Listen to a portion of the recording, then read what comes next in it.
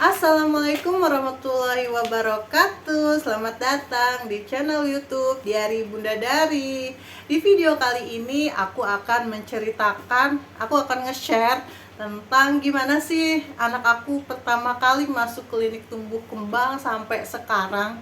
Jangan lupa sebelumnya like, komen, dan subscribe channel YouTube aku biar aku tetap semangat nge-share tentang speech delay kepada teman-teman semua.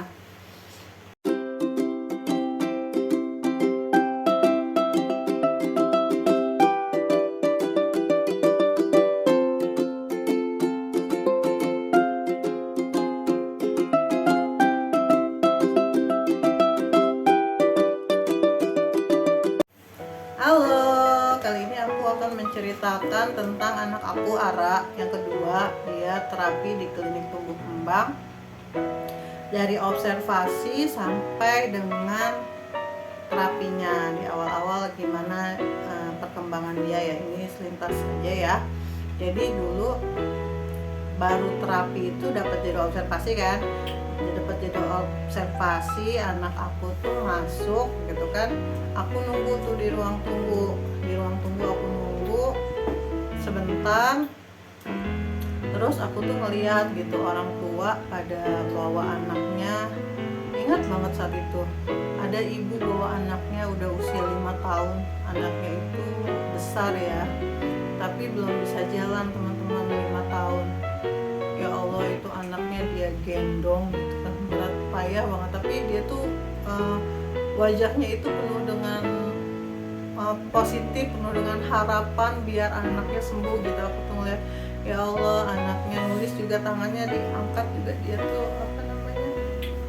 nggak bisa ngangkat tangan, nggak bisa jalan.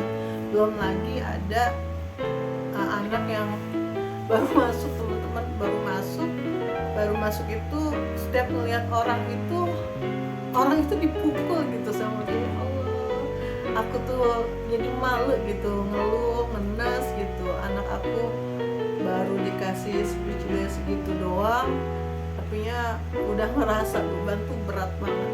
Astagfirullahaladzim. Jadi dia itu cerita anaknya itu ya gitu, 5 tahun, ngangkat sendok juga masih berat gitu. Terus yang satu juga ternyata anaknya itu autis, teman-teman. Aku ketemu sama 2 orang itu, anaknya itu autis yang satu lagi. Terus aku ceritakan tentang anak aku, mereka itu ngebesarin hati aku banget gitu, ngomong, nggak apa-apa mbak, sabarin aja itu, insya Allah nanti terapinya cuma sebentar gitu ya. Ya Allah, jadi teman-teman yang punya anak sehat, bersyukur, dirawat, yang masih bayi, distimulus baik-baik ya, jangan kayak aku. Astagfirullahaladzim. Ya udah, lanjut ya. Jadi kan diobservasi ya, nggak lama tuh anak aku nangis. Emang dia itu kan nggak pernah pisah sama bundanya ya, sama orang juga takut.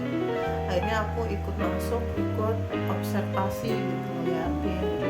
Jadi pas tahap observasi itu kita itu disuruh ngisi beberapa soal tentang kegiatan anak di rumah apa aja, terus pencapaian anak di rumah apa aja, terus kena jejet lama apa enggak, berapa lama kena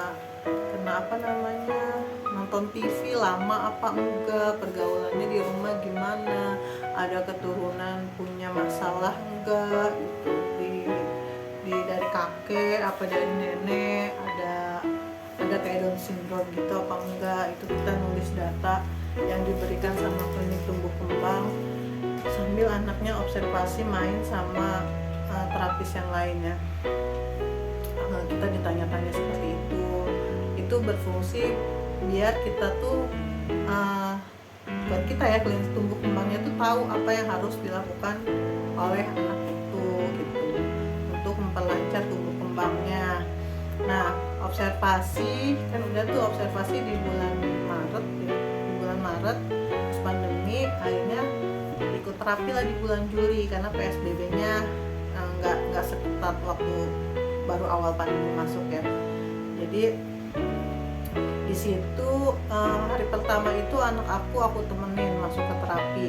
Jadi dia pakai masker, dia pakai face shield, aku juga pakai yang lengkap. Masuk ngeliat anak aku di terapi, ya Allah, pokoknya sedih deh teman-teman, ngerasa jadi bunda yang nggak berguna di saat itu, ya Allah, punya masalah astagfirullahaladzim. Jadi di situ tuh anak aku di terapi, sederhana sih, baru masuk tuh main kayak ayunan, terus main jot-jotan juga, terus main apa tuh namanya, kuda-kudaan yang begini-begini, terus masang apa ya, masukin koin ke dalam celengan besi, nanti celengannya itu diputer-puter, jadi diputer-puter sama terapisnya, jadi dari misalkan vertikal celengannya dia masih bisa masukin nggak, diganti posisi horizontal anak itu masih bisa masukin nggak, terus main Lego, terus menggambar, sebenarnya gitu-gitu aja sih, tapi syaratnya tuh aku lihat tuh terapi tuh ceria gitu, kita kalau mau menstimulus anak kita sebisa mungkin ceria gitu kan. Nah lancar tuh, awalnya lancar ikut terapi ya, tapi pas kesini kan dicoba tuh, akhirnya dicoba bundanya pergi keluar gitu kan, terus nangis teman-teman, ya Allah, awal-awal nangis beberapa kali nangis tuh, sampai sekitar 3 bulan tuh, 3 bulan dia baru stabil tuh. Awalnya nangis minta ini minta itu, mintanya sama kita gitu, tapi kan kita tuh mau melatih kemandirian ya, biar anak itu sama orang lain tuh mau berinteraksi tanpa rasa takut gitu, karena anak aku itu takut banget kalau sama orang lain saat itu. Nah setiap terapi, kita terapi nih di misalkan hari Sabtu waktu itu, hari Sabtu setelah terapi kan ditulis, ada catatannya di buku ya. Terus setelah itu terapis tuh ngobrol sama kitanya, biasanya beberapa menit ya, karena emang nggak lama sih, karena dia juga kan ada agenda lagi ya, nerapi anak yang lain. Terapis nyeritain perkembangan anak kita ke kita di hari itu, terus abis itu kita pulang.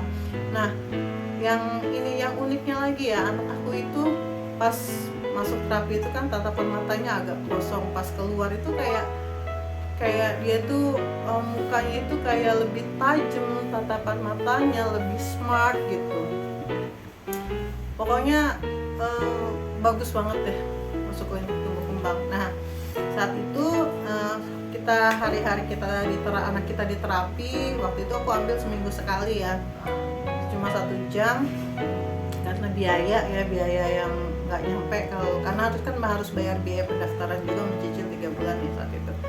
Setelah 3 bulan akhirnya ikut terapi yang sehari 2 jam, seminggu 2 jam.